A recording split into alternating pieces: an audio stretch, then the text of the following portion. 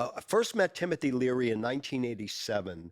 We had programmed a show in our gallery called Computer Superstars, um, which was curated by a Spanish digital artist named Montro Ah. And one of the artists was Georgie Dean, and she borrowed a computer from Timothy Leary. Timothy had an arrangement with Amiga computers, and he got either free or very low cost access to what were at the time state of the art computers I could never afford. And so Tim loaned Georgie Dean a computer, and I met him at the opening and stuff, but we didn't really get to know each other till a little bit while after when during the run of the show the computer got stolen. Now, we were renegades back then. We didn't have insurance, we didn't have anything like that.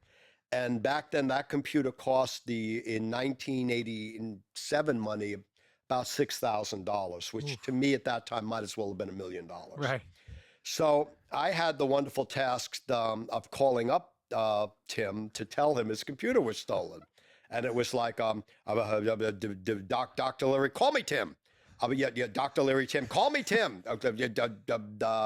I have bad news. What happened? Your computer is gone. What do you mean? Well, probably somebody stole it because it's not here. And I say, oh, okay. And then I just go into my thing, say, sir, I don't know how. I swear to you, I'm going to pay you every penny of that. It may take me a while. I don't have any money, but I'm going to do the best I can. And he just interrupts me and says, I heard some stuff about you. You're good with this video stuff, right? And I said, well, that's what I do. Yeah, I like to think I'm good. He said, okay, why don't we do this? I have friends from time to time need video service. If I send them your way, you'll take care of them and we'll take it off the bill. I said, yeah, absolutely. I expected this would take 3 years to pay him off. I don't hear from him again for about 3 weeks. No, 3 months. I'm sorry. 3 months. I get a call. I got a friend in from Sweden. He needs a couple of hours of editing. You can do that? Yeah, of course, Tim. Send him right over. So I do 3 hours of editing with this guy. And then I get a call from Tim about 2 days later. He says, well, I heard everything went really well, so we're even. I said, what do you mean? I said, 3 hours of my time is not worth $6,000. And he said, well, it should be. And not only that, I got an extra computer and I'm giving it to you. And I have that computer right up there. And that computer changed my life because I was suddenly able to do things that, from a production standpoint, that were well beyond my financial situation. And I was able to take on projects and make work that totally transformed my life.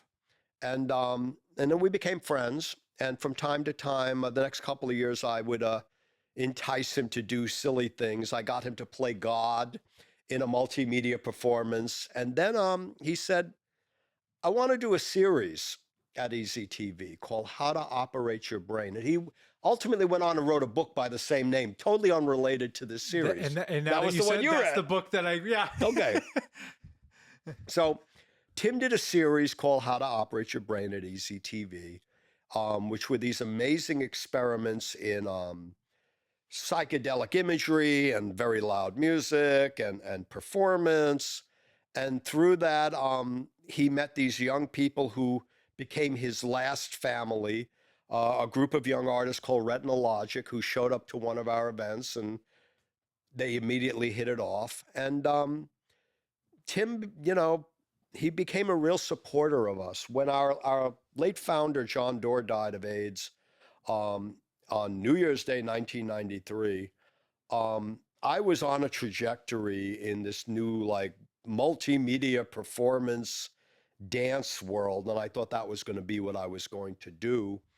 And 2 days after John Doerr died, Tim calls me up and says, come over for some drinks. I've got my best Irish whiskey here. We need to talk.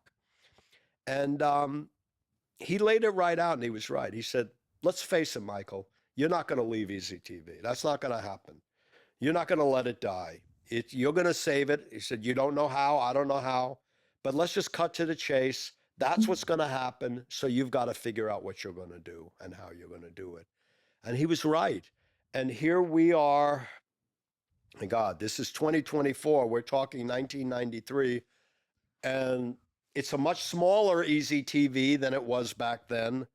But Easy TV, this is now our 45th year. It may end up being our last year. I'm not sure. I don't want to do this forever. I might want to do something else when I grow up.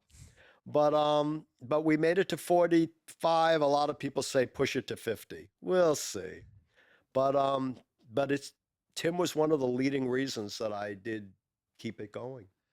Yeah, Yeah, that's amazing. that's incredible. So Tim really, I mean, played a critical, pivotal part in your career, all because a computer got stolen, All right? because of Georgianne Dean's computer that she borrowed from Tim disappeared one day.